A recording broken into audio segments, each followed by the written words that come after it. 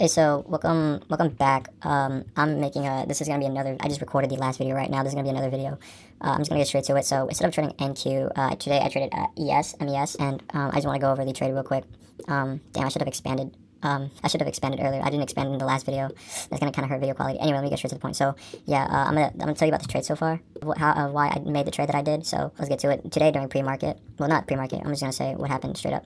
So coming into kind of like 9:30-ish opening, we it manipulated price, wanting to come down come up here, and MES it created an SMT to these highs, as you can see. NQ, for example, NQ or NQ. I think this is the wrong. Are we done with March? Is the March contract? I'm not sure. I think. All right. So for NQ, there was this. Why the fuck is my computer lagging? Excuse me. Yeah, so there was this SMT at these highs at market open, and so MES was kind of the one that's kind of was lagging the lagging pair, and so which prompted me to think that we might go even down further since we're already in a downtrend, obviously. So then price reaccumulated, price obviously dumped, expanded, retraced. Well, didn't dump, but it retraced to these like weekly low. So this like high time frame weekly low. So we weren't really going past it. We were more like accumulating over here, and which prompted me to think that we were probably not going to go lower because these accumulation made me think that we're accumulating orders, or like limit orders at the weekly low, sell limit orders at the weekly low to use the money to go up to fill orders at the buy side liquidity to raid buy stops, and then right around kill zone, we saw a move up, and I was like, okay, bet. So there was a breaker structure, and there was a breaker structure at this accumulation, and I was like, bet. So I took this FEG. We inversed this gap. That was we disrespected this fair value gap. We inversed it. So I saw it was at and then we made a FEG after the expansion of the accumulation. And not only that, the FEG was sitting around at discount from this SMT, equal highs to this low, this accumulative low at the weekly low that price made. So this whole price was like bad. So I saw four things.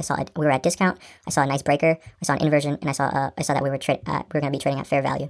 And so I placed a limit order. I was risking about like 250, and 250 to make. No, it was like 200. No, it was 200. It was 200, and my stop loss was at around these equal lows. And so obviously price was like kind of it got failed, and then price was kind of like sketchy, and it almost, I was low key stressing because the price, it almost hit my stop loss, but then thank God it didn't. Shouldn't be emotional. We made this inversion.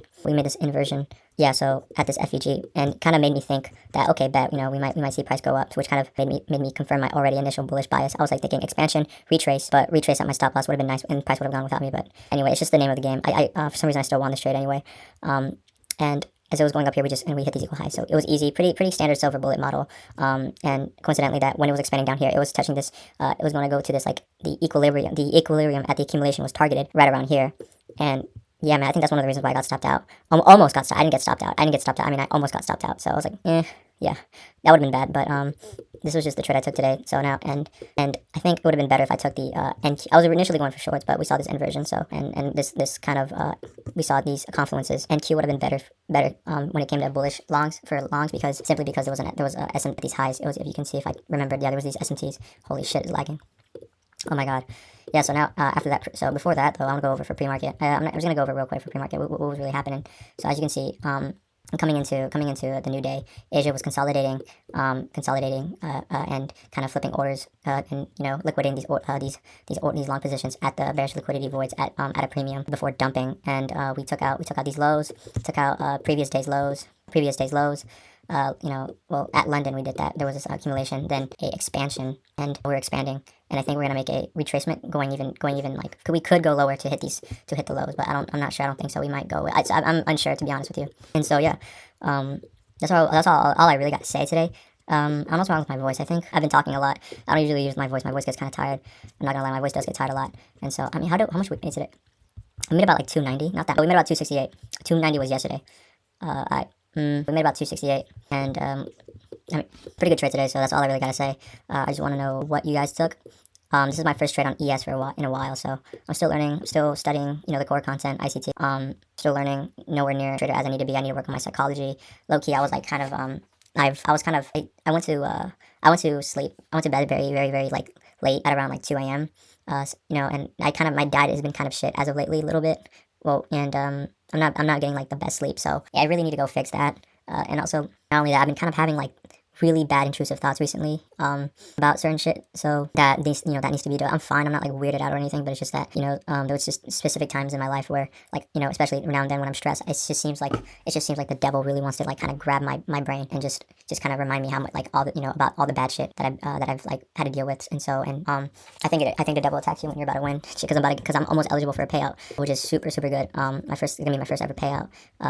So wish me luck. And I was working late at night as well. I don't know. I kind of, when I journal my trades, I want to journal my trades like in a way where it's like I want to explain the why behind the psychology of why I took the trade, the like kind of the institutional delivery of price action, of why price did what it did, not just because it hit a sweep. No, why did price had to hit the sweep in the first place? What did price do before? What did price do? Had to do before hitting the sweep? Why did it hit the sweep in the first place? And not only that, like journaling about your real life, events that are happening in your real life, really does kind of take a play on why you did what you did. So really, this trade was kind of like almost hit my SL, and I was not gonna lie, I did move my stop loss a little bit, up like right here, because I was scared that I might get stopped out, because I really didn't want to lose that day.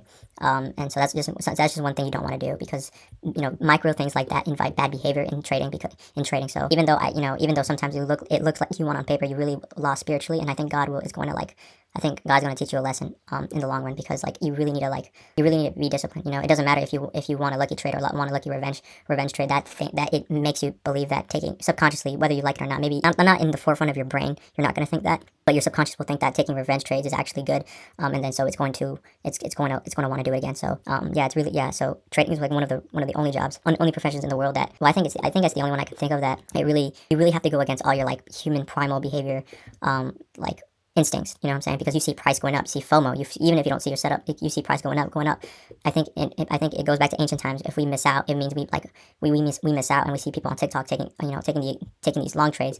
It seems like we're missing out from the tribe, and it's telling our brains that, oh, we might die, evolutionarily speaking, but that's not actually what's really happening. It's just like I'm like, bro, you're on a combine, you know what I'm saying? So we're creating these equal highs. I like this. I'm not gonna trade. I'm just gonna probably upload these 2 videos, and then I'm gonna go to work, upload a couple TikToks, upload a couple Instagram reels, and I guess you'd say these videos counts as a journal. So yeah, I'm gonna quit yapping, and I'm gonna head out. So I'll see you later. Oops, shit. How the fuck do I start? And can I get this shit? I wish it was something easy to do. I wish it was easier to do this.